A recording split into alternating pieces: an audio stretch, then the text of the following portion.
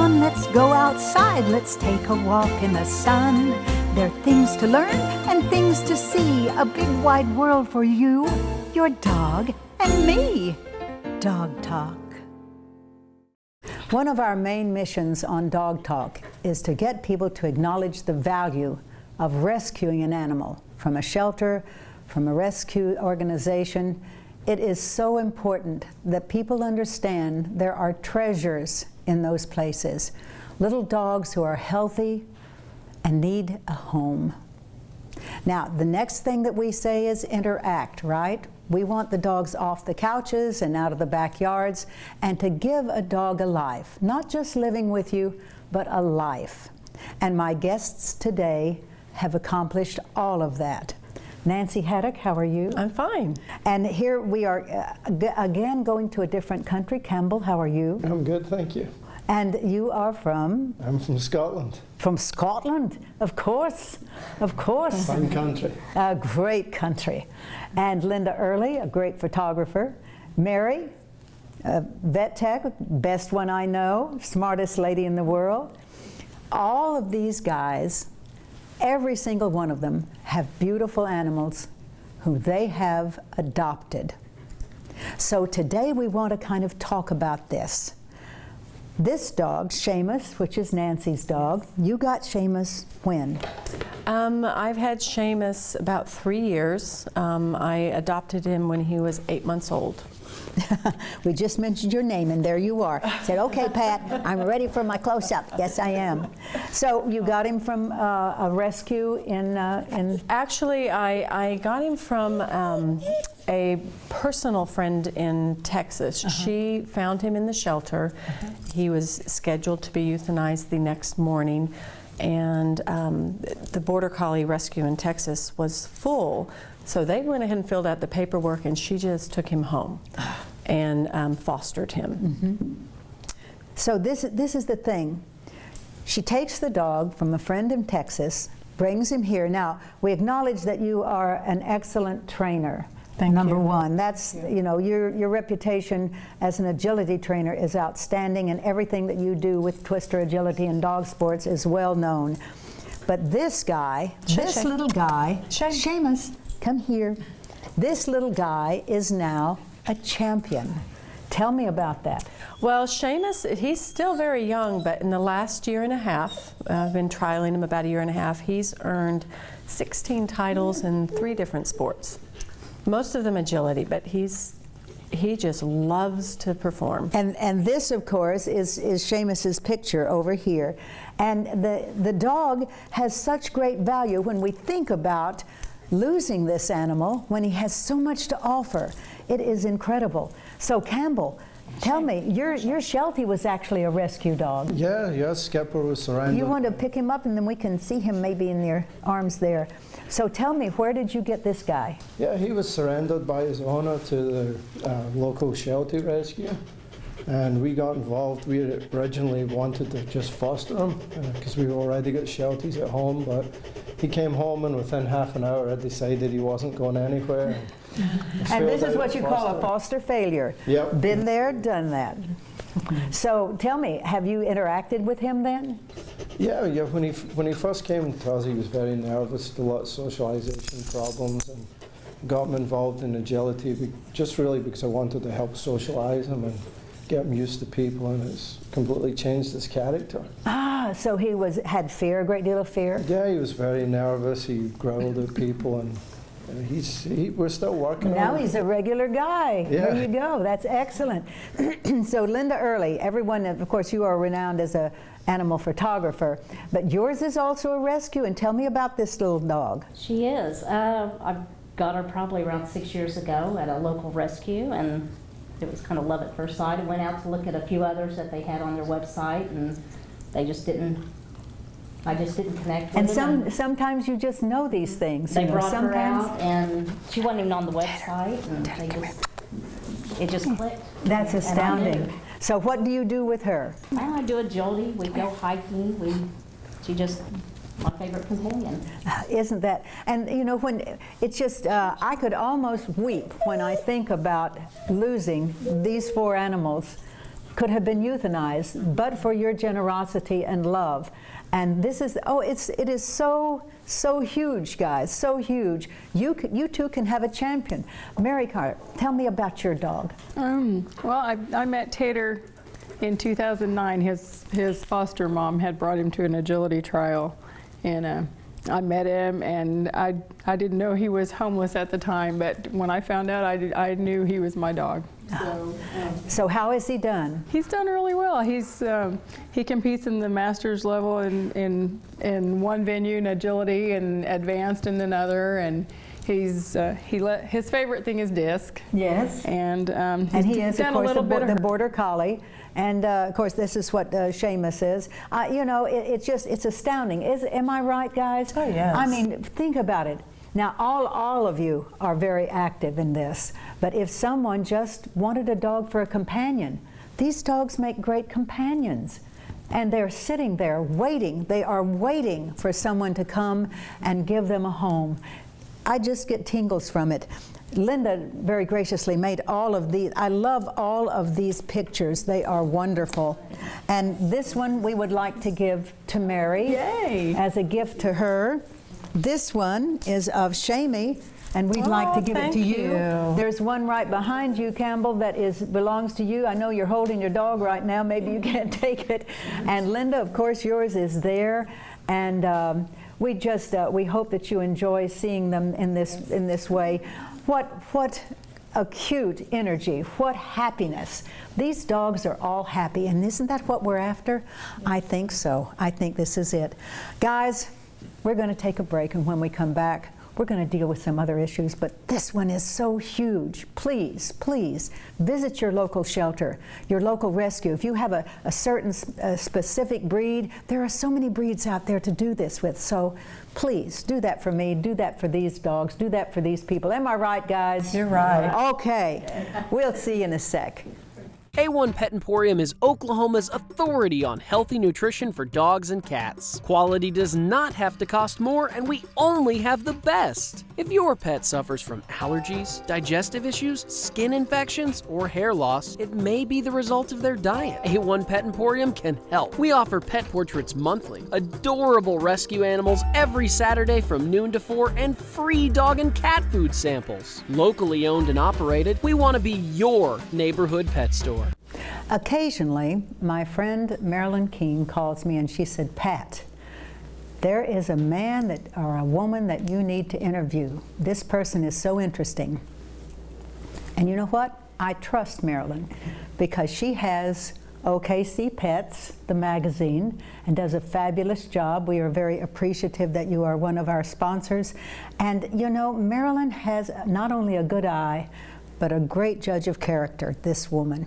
And she introduced me, called me about you, Dr. Baez. How are you? I'm doing great, thank you. Well, this lady tells me that you have a philosophy, a philosophical view on medicine, on canine and pet medicine, animal medicine, that is different. So explain this to me. Well, our family practice, as we call it, has the philosophy of our goal is that the pet that you bring into our clinic lives the longest life possible.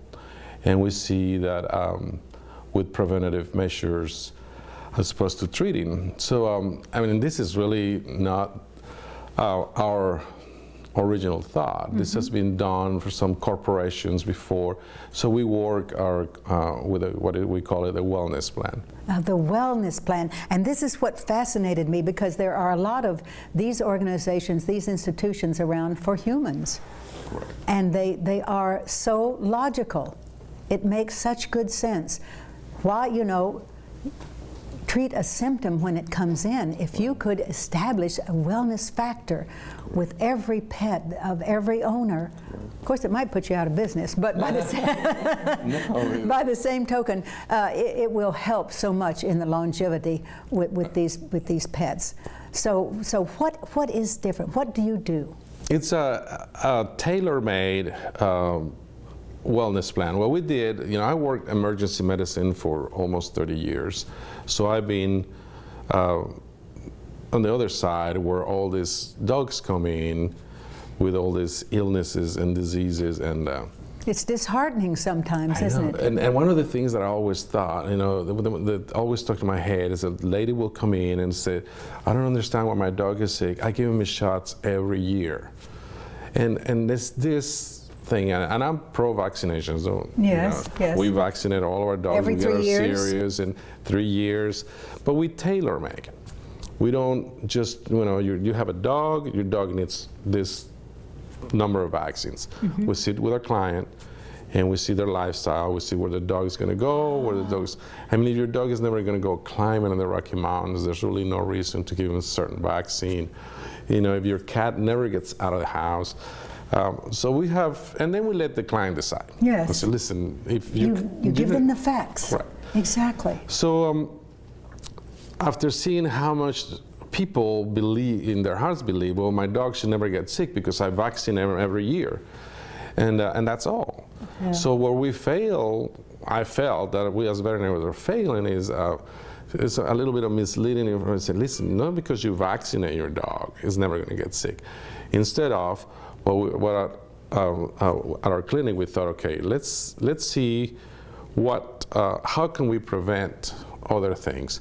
So we put a concerned pet owner, Every year, you take your dog and you update their shots, and that's fine. We will talk to you about which shots really your dog or your cat needs.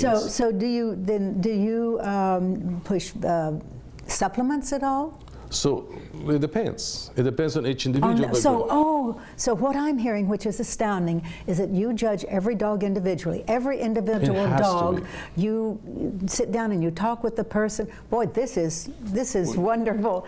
You tell, the person says, this is what I do with my dog. She's always had this kind of something, but I couldn't quite identify it. So do you tell them, do you take a great many blood tests? Well, here's what we do. We ask you, what do you do? What kind of lifestyle do you have?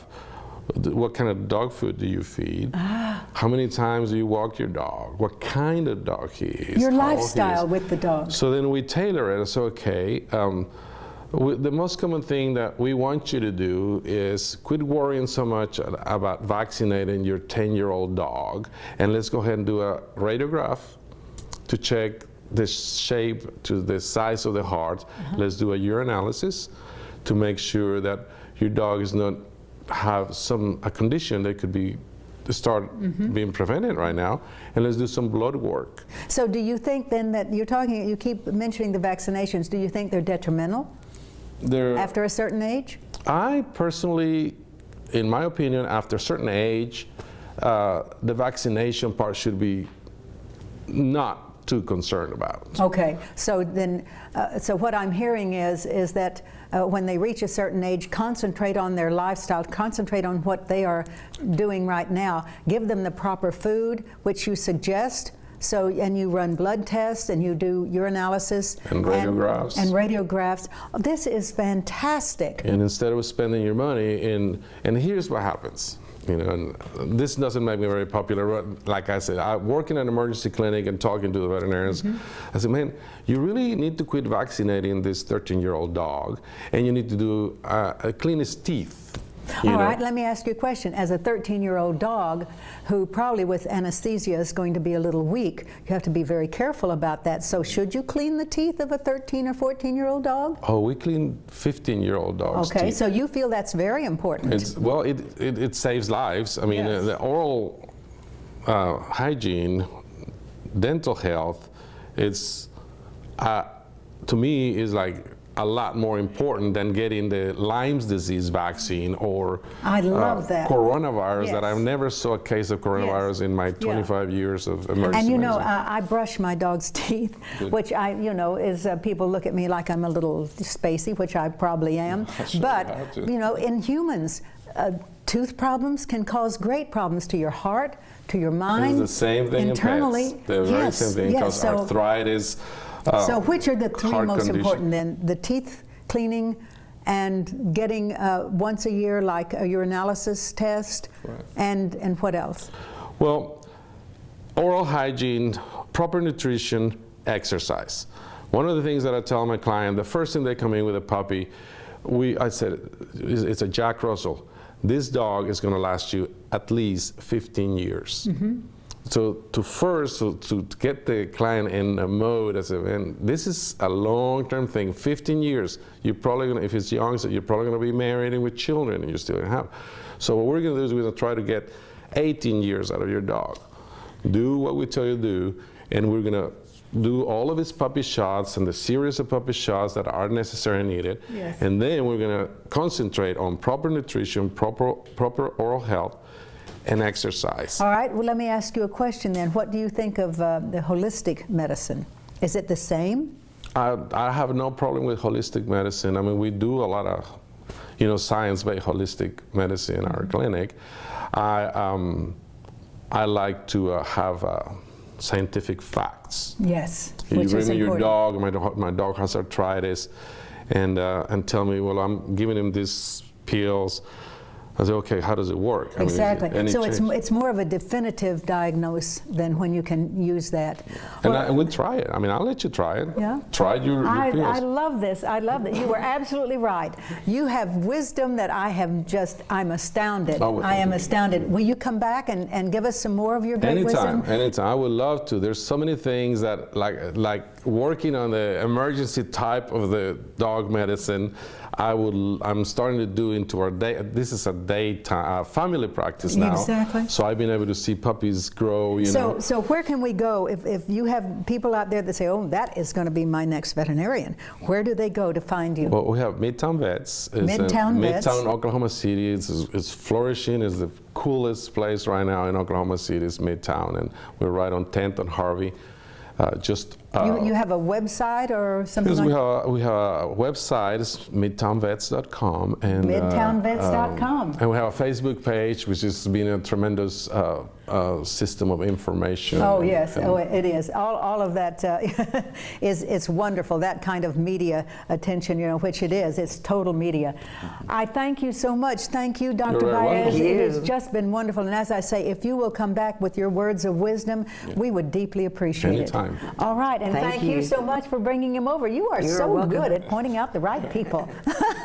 We're going to take a break, and we'll be right back. A1 Pet Emporium is Oklahoma's authority on healthy nutrition for dogs and cats. Quality does not have to cost more, and we only have the best. If your pet suffers from allergies, digestive issues, skin infections, or hair loss, it may be the result of their diet. A1 Pet Emporium can help. We offer pet portraits monthly, adorable rescue animals every Saturday from noon to 4, and free dog and cat food samples. Locally owned and operated, we want to be your neighborhood pet store. How fortunate we are that a couple friends of mine dropped by to talk about an event that we all attended recently. Lisa McCune, how are you? I'm wonderful. So and Cynthia Armstrong, how are you? Great. And yeah, and the thing that is that one of these kinds of events happens rarely, and to have Louisa, you spent so much time putting this together. All of your group. We all had an idea about what we wanted, but nobody ever made things happen. And that's the wonderful thing about your organization and the Kirkpatrick Foundation. You make things happen. That's part of the agenda. That's part of the day-to-day challenge. And you are genius about it. I was astounded. Cynthia and I, of course, we knew we had to go. We wanted to go badly. So she called me and she said, pick me up at 7 o'clock. We got to be down there at 7:45. I said, really? It's early. And then I remembered that there were events going on. So it was from early in the morning until late in the evening, and it was just astounding. We had speakers that I never would believe that we could get, in our area. And it was so fantastic. What was the mission, the basic mission with creating this conference? Well, it was the Animal Conference, and we held it at the Skirvin Hotel in downtown Oklahoma City. We'd been planning it really, in my mind's eye, for 2.5 years, but in the last 12 months, we began in earnest putting the pieces together to bring together, convene people of like minds or very diverse minds to come together and be inspired to learn about animals, and just principally a very educational experience. But we wanted it to be dynamic because conferences can be boring. Oh, yes. And so that was the number one thing to avoid, is anything that has smacks of boring. Not only was it not boring, it was exciting. Very exciting. And as I call it, as Cynthia and I said, you know, we'd pass each other going from one session to the other because you had a choice. And I called it the fast and furious thing, you know, to get to one place from the other. But it was so interesting because it was not just, and of course with the pets, the dogs are my thing. But it was not just, it was about exotic animals and what's happening with them. Yeah, all animals. All animals. It was the horse factor, everything. And Cynthia and I were just astounded. You had legislators there, you know, that we grilled. Right, we did indeed. We put them on the spot, so to speak. We had 6 invited and confirmed. We invited about 12, 6 RSVP'd that they would be there, and 3 actually showed up. Well, they're politicians. Right, what can I say? Right. You know, and these are the people. The thing about it, and I've always said, Louisa and Cynthia, the way that we are going to really make a difference is to be able to connect with the people who have the power to say stop.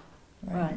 This is it's going to have to happen. Right. So there is this gap between us all. You know, the people who have the power to make laws, to pass laws, and why we have either a better need to explain it to them, or there again, you know, I have never understood politicians anyway, but I think that's what we have to do. We have to convince them that in order to make something happen, it should be a law. And in order to have a law, it should be enacted. Yeah, well, social progress tends to happen through almost, you know, pardon the expression, but through marketing.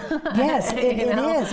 Whether it's seat belts or no smoking in restaurants or gay rights, I mean, whatever you want to talk about, it tends to happen outside of the Beltway or outside of the legislature. Absolutely. And then it finally trickles in to the Capitol. It finally, but you know, it is us. It is all of us. It is all of us, folks, and this is what I really want to emphasize. We have that power because we elect those people. We have the power to express ourselves. I was saying, you know, you can call your legislator. It's easy to find them. You go down and you sit in front of them. They will not say, no, you cannot come in and talk to me. That is what they do. That is their job. And so few people actually make that effort that you do stand out when you go visit. That's right. You do make a difference. But and that's what's going to happen. But I loved this conference because it talked about people, you know, should not really have exotic animals. Right. Wild animals are wild animals. We heard from the people with the zoo. We heard from scientists,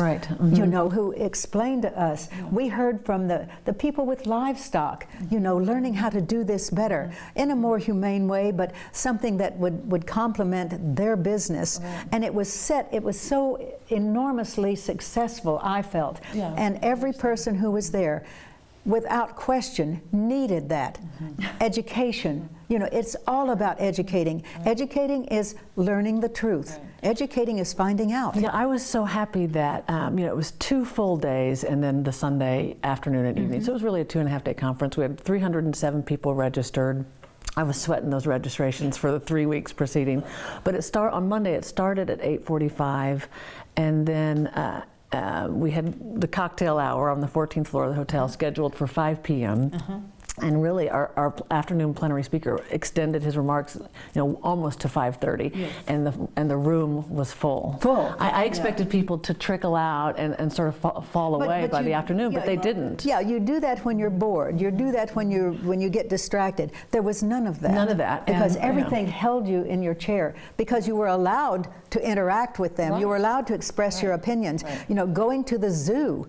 You know, and the opportunity for all of these people to see what we have done, it was exemplary. Well, and pacing is everything. Pacing in a newspaper, pacing in a magazine, pacing in an event is so important to keep people engaged. But I congratulate you, and you know, I just cannot say enough for the courage and the time and the financial drain, which it cost an enormous amount, but the importance is education is always expensive.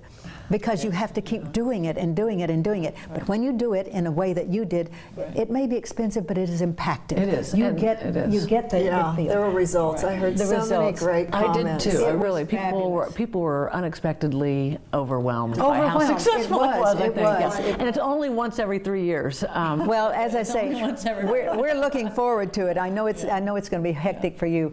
There again, thank you so much, ladies. You are good friends and excellent people. We're going to take a break, and we'll be right back. Here's a quick tip for helping your dogs maintain a normal body temperature throughout the summer season.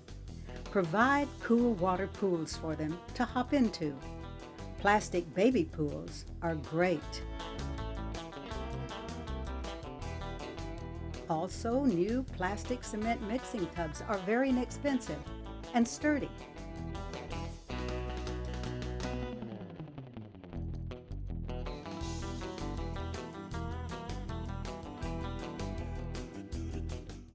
So tell me, my dear, you're always talking about teaching your dog Duke something. Yes, I have taken this book from our set here, and I'm teaching Duke some tricks. And one I am teaching, this is Duke for now. This is Okay. Duke. This is actually Okay. Star from Dr. Otto last time, but we'll pretend here.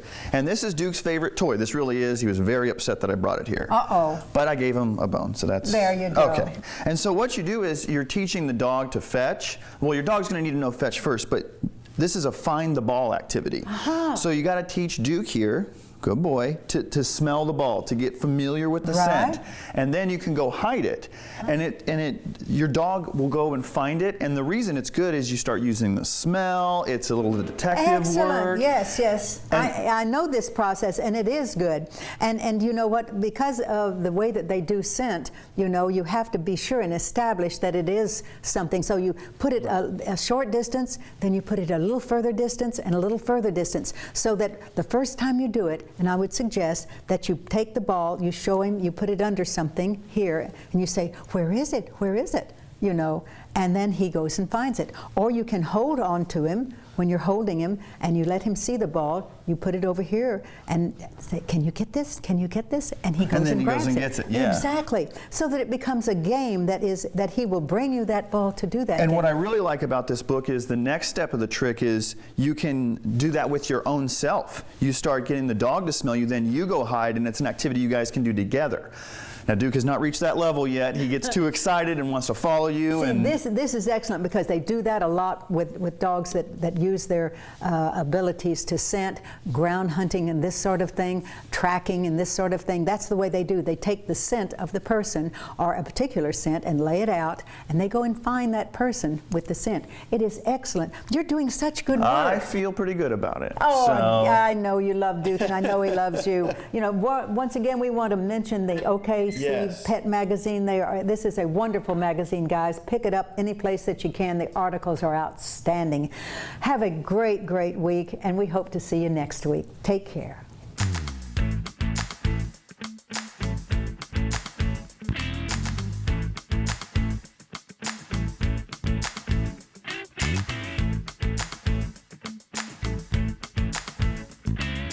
Dogs. We're talking about dogs. Talking about big dogs, talking about little dogs, oh yeah. Chasing the ball, chasing the cat, digging holes, thing like that. Dogs, talking about dogs. Laughing dogs, sad dogs, happy